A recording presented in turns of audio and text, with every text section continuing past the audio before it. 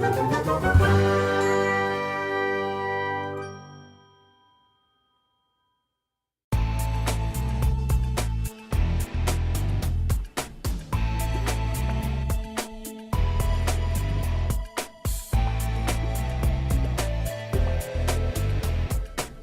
guest today is Benton Jew. Now, the real question that some of you might be asking is, who is Benton Jew? A native of Sacramento, California, Benton Jew is a storyboarder and a concept artist. He's also done costume design and visual effects work. His credits include Star Wars Episode 1, The Phantom Menace, Terminator 3, Rise of the Machines, The Day After Tomorrow, Chronicles of Riddick, National Treasure, Rush Hour 3, Final Destination 3, The Incredible Hulk, Percy Jackson and the Lightning Thief, The A-Team, Sorcerer's Apprentice, Green Lantern, Cowboys and Aliens, G.I. Joe Retaliation, Dawn of the Planet of the Apes, coming out soon, The Mask, Men in Black 1 and Men in Black 2, The Mummy Returns, The Mummy, Village of the Damned, Ghostbusters 2, Thor, G.I. Joe Rise of Cobra, and even Scooby-Doo 2, Monsters Unleashed. But if that's not a good enough introduction, why don't we ask Benton Jew himself to introduce himself to you, the listeners of Bombad Radio. I'm a storyboard artist, illustrator. I mostly do storyboards, which is, you're helping the director find his vision with little comic book style panels to help him figure out how he's going to work out camera angles and things like that, or come up with, ideas that he might not quite have visualized yet. And then you have that to use as a tool so that you can communicate with the rest of the crew. So you can say, oh, here's my idea, and show it to the director of photography, or you can show it to, the actors so that he can explain things. And because it's much easier to explain things with pictures than it is with, just words. And so, I grew up in Sacramento, California, and, during the 70s when Star Wars first came out, one of the reasons why I got into filmmaking and things like that was because of Star Wars. And, I went to art school and I drew my own comics and stuff like that. And I wanted to be a comic book artist, when I grew up. And so I went to art school at the Academy of Art College in San Francisco. And, I met one of the storyboard artists for, Indiana Jones and the Temple of Doom, and he remembered my work and recommended me, and then I ended up working at ILM on a project, and then I was brought back as a regular, and I was there for 13 years. And then after 13 years of that, I moved to Los Angeles, and I've been working as a freelancer on any number of films, since I think I moved there to 2001. So I've been working as a storyboard artist here in Hollywood ever since. With storyboarders, one question I always had was, are you guys ever given the ability to, say, create the scene yourself? Or is it the director telling you how he wants it? How much freedom does a storyboarder have to create a vision of a scene versus the director just telling you exactly what has to be there? It usually depends on the director, and it depends on the project, or it might depend on the scene. When I was working on The Phantom Menace, sometimes George would be very, very specific about what he would want, and other times he would just say, okay, fight scene here for so-and-so many panels, and then I'll just leave it to you to do that.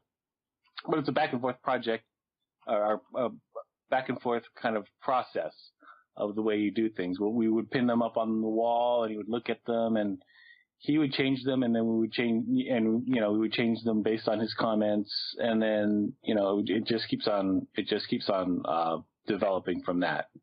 So it's an ongoing process of changing things, and a lot of times you have leeway, and other times it's very specific. So you never really have.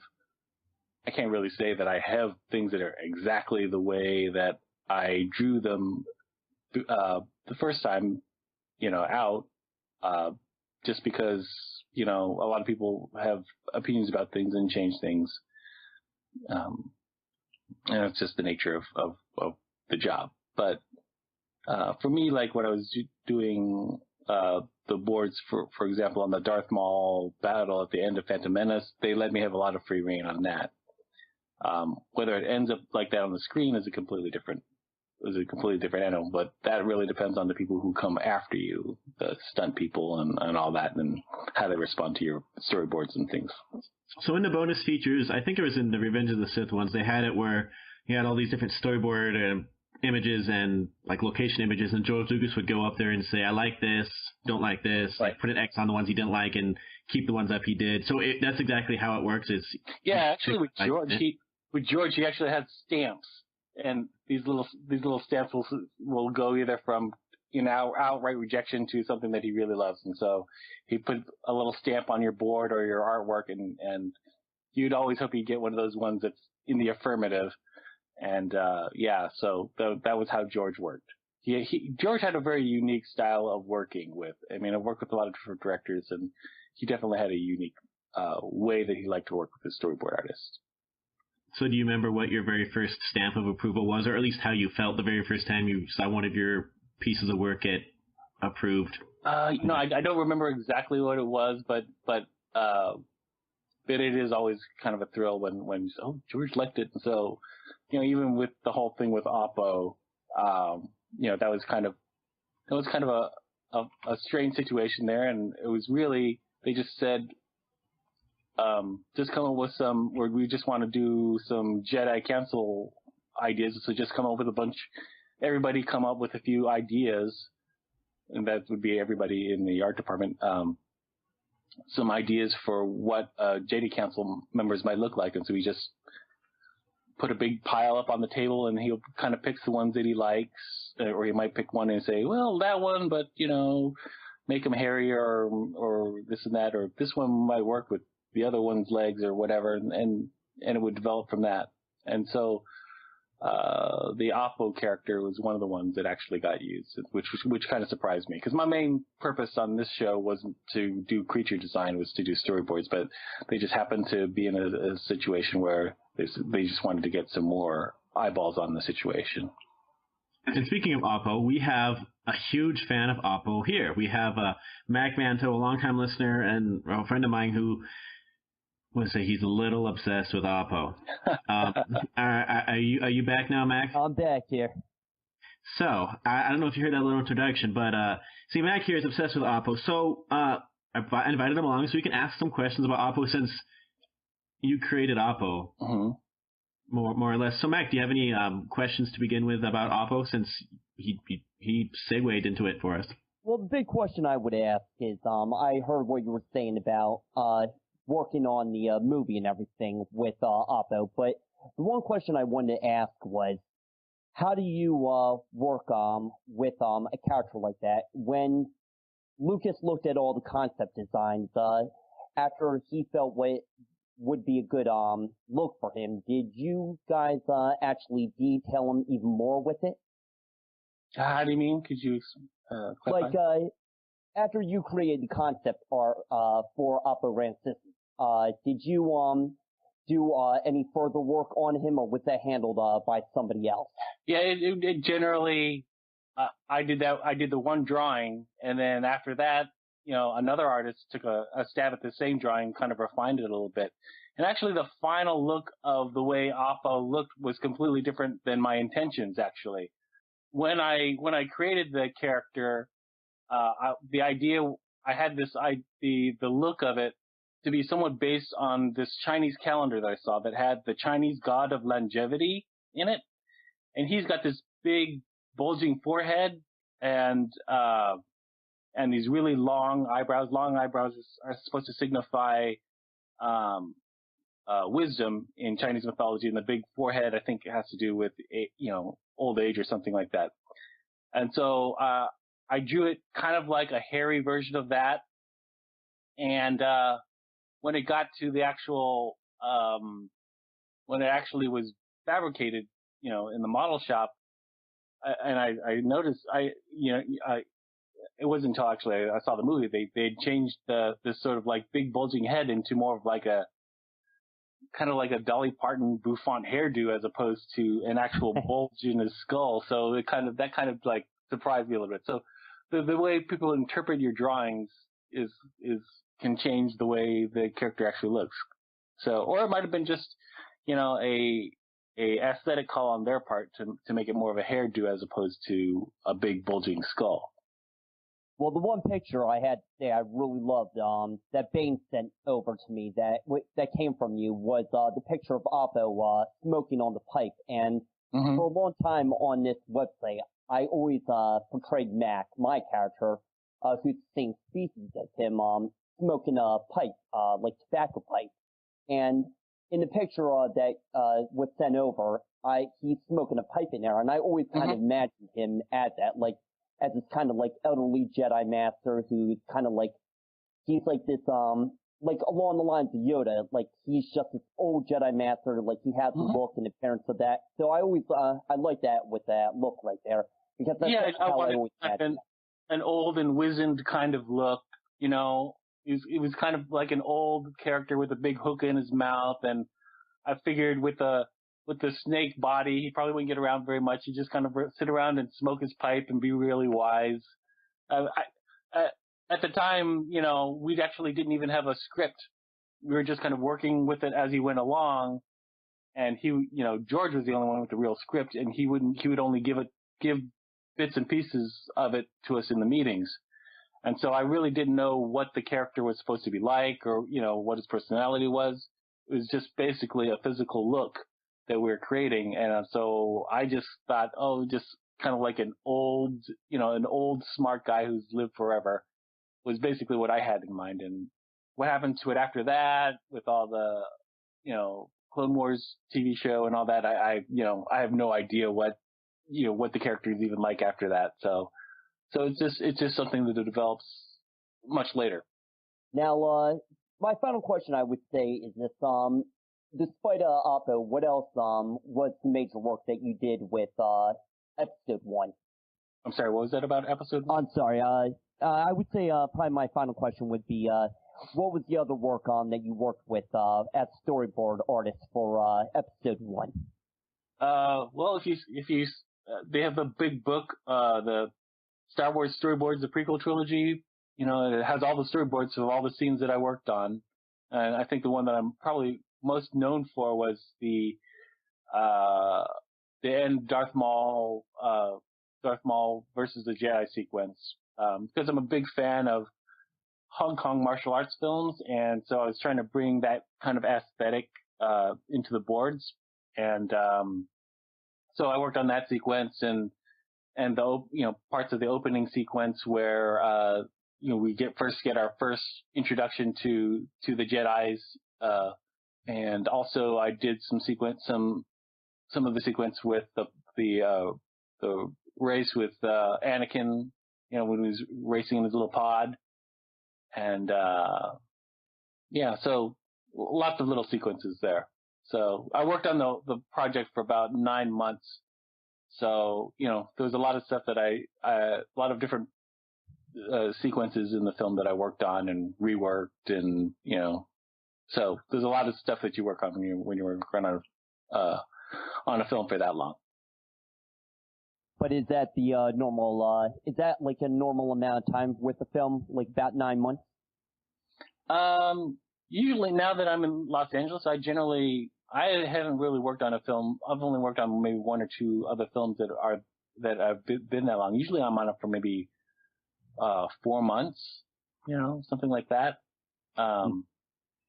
So it was really kind of a little bit more unusual to work on this movie for that long. But at the time, it was sort of an unprecedented amount of visual effects that they were doing. So they wanted to cover as much as they could, because a lot of them were very complicated, and so they wanted to have a really clear idea of what the movie was going to look like before they actually got into it and started shooting things and building things and things like that. And which is one of the main reasons why we're doing storyboards is different parts of the crew, especially like in a film like this, visual effects crew. They would look over the boards and say, okay, well, we're going to need a matte painting here. We're going to need a creature here. Is that creature going to be, a CG, or is that creature going to be a makeup appliance? Is that creature going to be, so you have to kind of choose all these things out so that you can sort of budget out the film and see how much does you have an idea of how much it's going to cost to do the film and things like that. So they're useful tools for producers and whatnot to sort of, figure out what they're doing.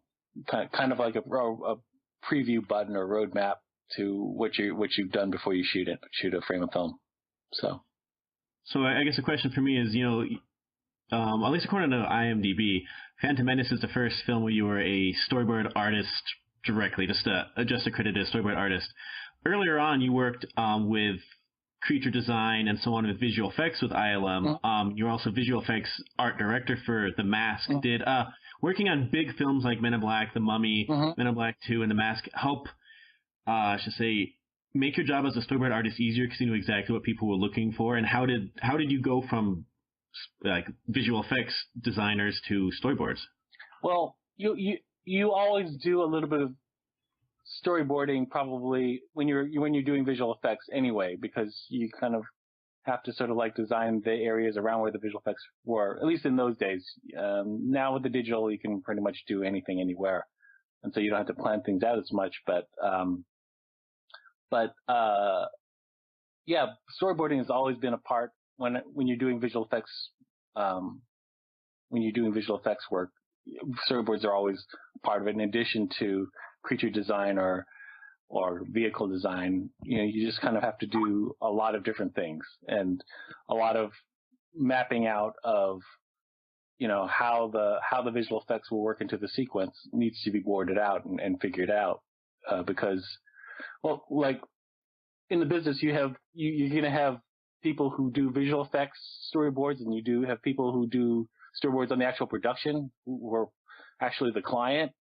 And so the ones that you do for visual effects have to be, a little bit more specific, because there's a lot of technical stuff that people have to figure out. But at least that's how it was during the 90s when I was doing it then. It's a little bit different now. How has technology changed how movies are storyboarded and the concepts are created? There's a lot of, in terms of storyboarding, there's a lot more tools available. I mean, there's a lot of animatic type of stuff that you can do where you can actually map out stuff in motion and movement in advance and in a quick way that you couldn't before. So you could be much more specific about the way the camera moves instead of just having a static image. Although you still use the storyboards, they're quicker for ideation, and all that. But if you really want to get specific in terms of movements and things like that, animatics are also a good tool. And also doing 3D stuff. A lot of people who are doing concept stuff are doing stuff in 3D to come up with concepts. So you can have all the lighting and texture and stuff like that, already kind of done for you, and then you can paint on top of that and create concept artwork that way as well. So there's a lot of tools at our disposal that when I started, which was in the late 80s, were not available yet. Sort of like I started just at the beginning when, they hadn't even invented Photoshop yet when I started. So it's amazing to see where effects have grown in the short time that I've been in the business. So in the early 90s, when you were working on The Mask, for example, that movie, even nowadays is very, I can tell how complicated it must have been to do some of it because it was very Looney Tunes the way it was doing it. Yeah. Did you guys what were some of the biggest challenges for mapping out some of these sequences of Jim Carrey going nuts? It was great with Jim Carrey because his natural body expression is very cartoony in itself, and so it just allowed you to kind of push it even further. I think basically the main problem in those days was that we weren't able. It was still, all the technology was still very new, and so there's a lot of things that we take for granted now when you're doing computer graphic effects that were much more difficult to do back then, and that they were still figuring out. And so I think pretty much now there's really not anything that you can't do really quickly, and the learning curve is not as steep. So. And then you went to movies like Men in Black 1 and 2, where I imagine with Rick Baker being there, and he's the master of creating things. I imagine it was a lot of fun because what I've heard in Men in Black 1 and 2 is they basically created anything that you guys could think of. Well, in Men in Black, so Rick Baker's his group works separately from what ILM did, but from the way I worked on it, they had worked on a model that wasn't quite moving the way they wanted to, and they wanted to try out doing it in CG. And so, myself and a few other artists were tasked with sort of like redesigning like the Edgar bug and making it, a little bit more mobile and a little bit more crazy and creepy looking. And so we actually kind of redesigned the Edgar bug for CG, and it was interesting because I actually had a version where I drew a version that seemed to be really approved and everyone seemed to like it, and it got approved, and they started making toys based on it. Because they need those things in advance, and they actually made a toy of it. And then somewhere around that time, I think Steven Spielberg had seen what was the movie? Independence Day, and so he said, "I want to change everything." So they redesigned it, and they had already built the toys and everything like that. But they redesigned him yet another time, and so these things are subject to a lot of redesign and stuff like that. So. But it was an interesting thing. I remember there was a conference call with us, and Steven Spielberg said, "Yeah, we need to make it weirder, more like the Zamfir Misfits on Outer Limits." And he's like, "You guys know who the Zamfir Misfits are, right?" And I said, "Of course we do. What geek wouldn't?" So if you know Outer Limits, then you would know what the Zamfir Misfits are. Anywho, so my wife had a question that she wanted me to ask.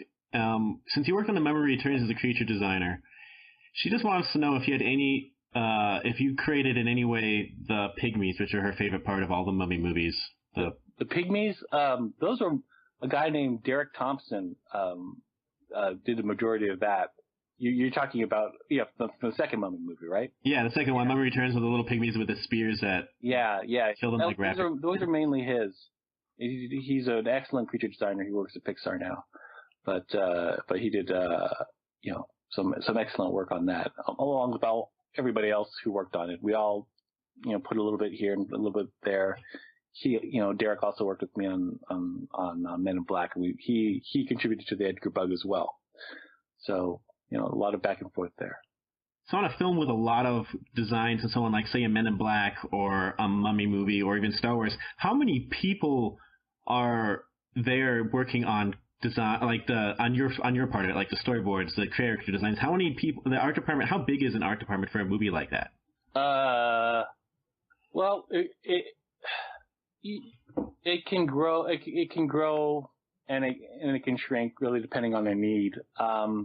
When we were designing the Men in Black Edgar bug, there was probably about 5 of us, I think maybe 5 of us contributing things on and off, and we would pull some people off other shows that they're working on, to get their eye on it. So it could change, but usually, you'll have one visual effects art director, and then that effects art director might hire or, pull out of the art department, a couple of others, to help them with concepts. If they're at that phase and they need some extra eyes on it, and they need to put a heavy amount of work in. It's just like when we were working on Phantom Menace, most of the time it would just be me and Ed Nativi Dad drawing the storyboards. But when we come into a heavy deadline and we need a lot of boards, then we would hire a few more people. At one point, we hired like 10 more people to do storyboards to make a deadline. So, So yeah, it goes back and forth. But most of these effects crews are pretty sizable crews, especially when these big epic visual effects movies. Some of the films you've worked on. Mm-hmm. We have G.I. Joe Retaliation, Cowboys and Aliens, Right. Green Lantern. Some of these films have had serious deadline issues or reshoot issues where they bring people over back to reshoot more things. If they're seriously having to change a movie, do people like you, like storyboarders like you, have to be brought in really fast to help create new sequences, or at least think of new sequences if they're having serious issues with movies, or is your job done once they start filming? I mean, most of the time once they start shooting, we're pretty much done. But for example, like on Green Lantern, those were what we would call post boards. So everything was already shot. They already had a crew of storyboard artists and they shot everything. But then since they're getting the digital world, they want to add more of the, see what they might want to change a few things and see what other options they might have, or something wasn't working quite right. And so they hired me to do post-production storyboards on that one. And so in that case, I would be working from, places that they already shot and then change things a little bit. Or they'd say, oh, well, we're going to do a reshoot later. Let's storyboard some of the things that we're going to reshoot. So yeah, so you have storyboards working out through the entire process depending on need. I mean, other projects, like I worked on Wanted, and those were basically it was just reshoots. They had already shot everything, but they wanted to add a few new scenes. So, they brought me in at the last minute, just for like a week or two and board out, some new sequences that they were going to shoot. So that happens all the time. Okay. And then I remember a question I have before I go back to Mac is I know G.I. Joe Retaliation. I don't know exactly what your storyboarding part of it was, but from the Blu-ray and so on, I've heard that, there's an amazing sequence in there in the mountains with ninjas and snow and avalanches all happening at the same time. I was told that I didn't get to work on that one. No. Okay, so because what I was going to say is I was told that in that one, it was the director basically used the G.I. Joe toys and set up a fake mountain range and show people how they would work by using the toys to swing from line to line. It's possible. I mean, okay. It's possible. I didn't work on that particular sequence, but the director, he's a big fan of G.I. Joe and he's worked on musical type stuff before, so he has a good sense of choreography, and so I wouldn't be surprised if he would use everything at his disposal to do that. Okay, so Mac, you're back, right? Yeah. Okay, so do you have more questions before I continue on?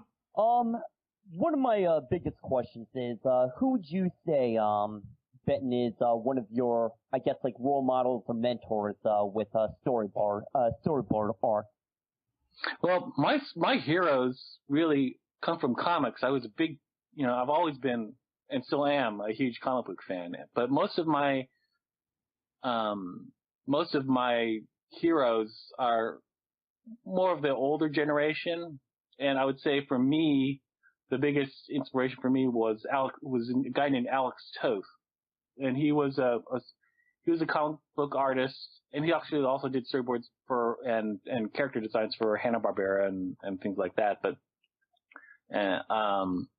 he drew a lot of stuff for DC and Warren, and he had this really great sense of where the camera is and setting up black and white, and he was just an amazing draftsman. And so he's always been a big influence on me. And there's also a lot of other, people who are storyboard artists whose work I admire, and even the ones that I've worked with, like Ian McCaig and a few others who are big influences and heroes to me. So there's a lot, but comic books have always been a big one for me, and because that's what I really wanted to do before I even got into storyboards was to draw comics. So, especially Silver Age comics, I was always into the stuff from that era. Then what would you say is one of your favorite comic series then? Favorite comic series? I know it's that's a lot there. I mean, one of my favorite comics of all time was drawn by John Buscema. It was Silver Surfer #4, where Silver Surfer fights Thor. I mean, I think the way that was drawn is about as perfect a comic book as you can get. So, in terms of a superhero type comic, I mean, if you ever see that Silver Surfer #4, it's just a piece of beauty. Just beautiful drawing. Awesome. So I guess back to me. You've worked on a ton of action movies, on sci-fi movies, on superhero movies, on fantasy movies. You've worked on almost every genre you can think of that really, really needs lots of storyboarding. So what has been, I say to you, either the most fun or not necessarily the most fun film, but like the one where you felt that you, I don't know if I can word this right. What has been the hardest film experience for you? The one where was hard for you and you grew and learned the most? And then what was one that you just was on and that's had a blast the entire time because you thought, wow, I'm really doing this. This is really awesome. Well, I would say obviously the Phantom Menace one was, the hype around that was so huge. That was really exciting to be picked to show, because every storyboard artist in Hollywood sent their book, to work on that film. And, I was really excited when, Doug picked me and to work on that. And, because this has been, Star Wars was the thing that got me into this whole thing. And just to have the opportunity to work on that, was a big childhood thrill for me. So that would be the one that would be the biggest, I would say the biggest thrill for me. On the other side, there was a film that I had worked on with director. It was a live action film by director Dean DeBlois, who did the How to Train Your Dragons movies, and it was going to be his live action debut, and a great, one of the best scripts, family scripts that I'd read. Dean is just an incredible writer, and we were working on that project for close to a year as well. And then the project died, which I was, probably some of my best work I think I did on that project, but I really would have loved that one to actually have gotten made. So that was a little bit of that one was a little bit of a disappointment because it was such a fun environment to work with, and it was such a it was such a good script that I was really, really anxious to see that made into a film, but it, for whatever reason, the higher ups kind of nixed the project.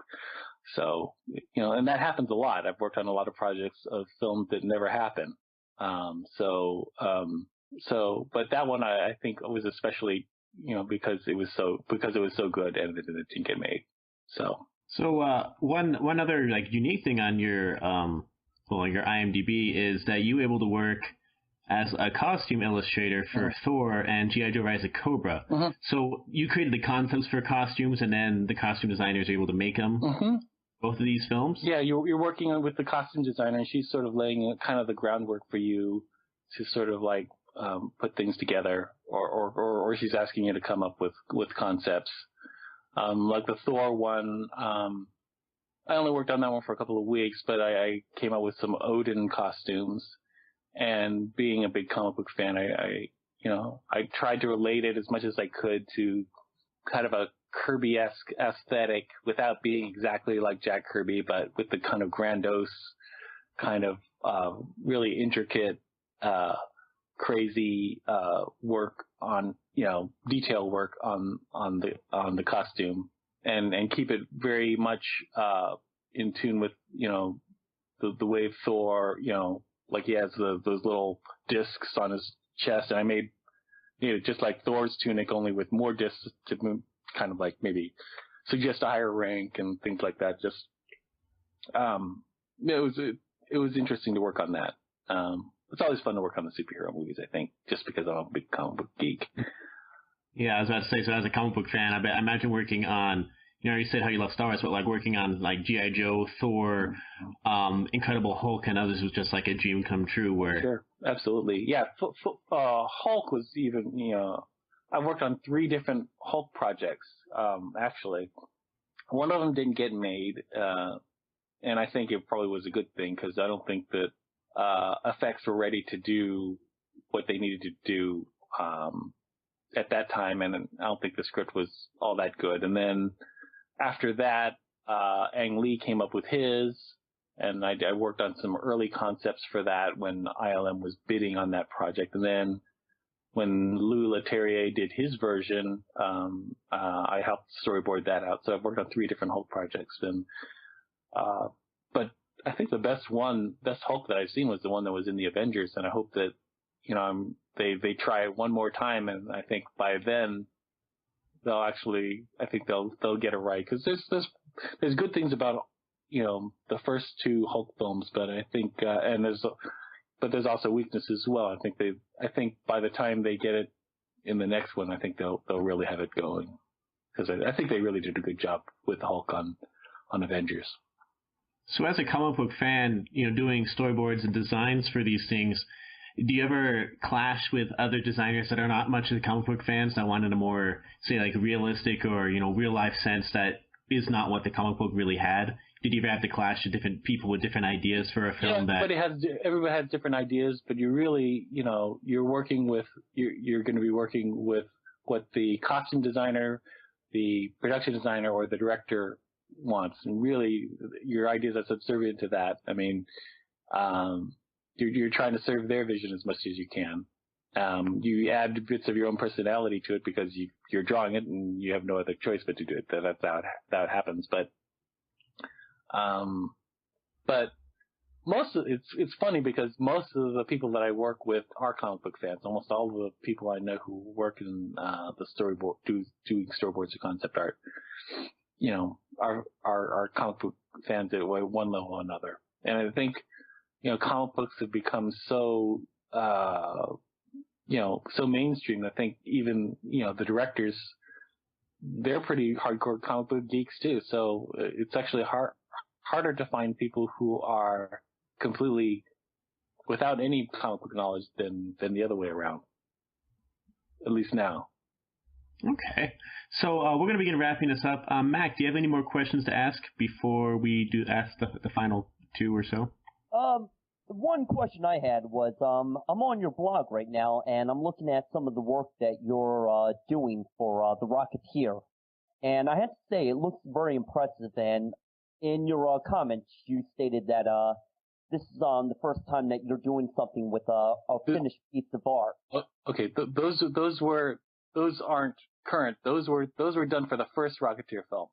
So this was I'm giving away my age, but those were done. Yeah, those were done with the Joe Johnston version, and those were that was probably, I think that was the very first comic book movie that I ever worked on was Rocketeer, and I only worked on that for for like a day, and so I did 12, maybe 10 little drawings, storyboard drawings to help somebody who's sort of in a pinch. And so I heard that there was talk about rebooting the Rocketeer. I read it somewhere in one of the movie blogs that they're talking about doing that, but I have no idea if that's really happening now or what. But yeah, the Rocketeer was it was a big thrill for me to work on that, and I knew Dave Stevens a little bit. He's a really nice guy. And it was fun to work on, so I was really excited about that. And at that, I was just starting my career when I did those boards, and so it was a big thrill for me. And very impressive work, though. I'm sorry? It's a very impressive work, though. Oh, thank you very much. Well, that's all questions I have. Okay. So I have a couple left. The first one is people who want to do art in film, want to do art in the industry, which we know it's hard to get into, or at least hard to be consistent in. What ideas or recommendations to get to people who think they have what it takes to do storyboarding and creature design and so on in the industry, for at least starting off to get their foot in the door? Any suggestions for people? I I would say, if you want to make sure that you're in, you got to be better than the next guy. Really learn how to draw everything, not just all the flashy sci-fi stuff, but just know how to draw a scene and draw a dramatic scene, how to portray emotion in a sequence, and that will make you stand out in front of other, make you stand out, heads and shoulders above everybody else. If you can draw an interesting sequence of a guy and a girl in a coffee shop and make it dramatic or that would make somebody really want to look at it. That's half the battle. And then get your work out as much as you can. With the internet, you can show your stuff everywhere, and just make sure that your work gets seen by other artists who would want to recommend you. So, just, I would say, do a lot of work, whether it's a real project or not, and show it off. And at some point, someone will say, hey, we should see if we can hire that guy. So, I mean, there's not much you can say outside of that. Find out where the storyboard artists, kind of congregate, and online or in person or whatever, and show them your work and see if they know anything that's open. Maybe it's commercial, or you're not going to get no one's ever going to get the big shows immediately, and you probably will have to start off, somebody's project where they're barely paying you to work on their college short, or or maybe if you're lucky you'll find a commercial or something. But you start small, and be consistent, be professional, get your work done on time, and try and it's not about you, it's about what the director wants, what the director's envisioning, feeling, and seeing. So learning how to communicate with a director is really important. So a quick follow-up to that one. Do you know if sites like, say, sites like Deviantart, where people put up their artwork, are those actual viable choices for putting up art so people can actually notice it, or is there better choices that you know? That you can direct people. I have a DeviantArt page, but it's always nice to have a presence online, and it's nice to see, like, if you happen to be at a screen or something, you meet a director, and he says, and you tell him you're a storyboard artist, and let's say I have a DeviantArt page. You can see my work right here, so it's always good to have a presence online. It's not going to necessarily get you work, but you're just because you're there. But it's always good to have a place where you can always point somebody to and say, hey, here's some samples of my best artwork.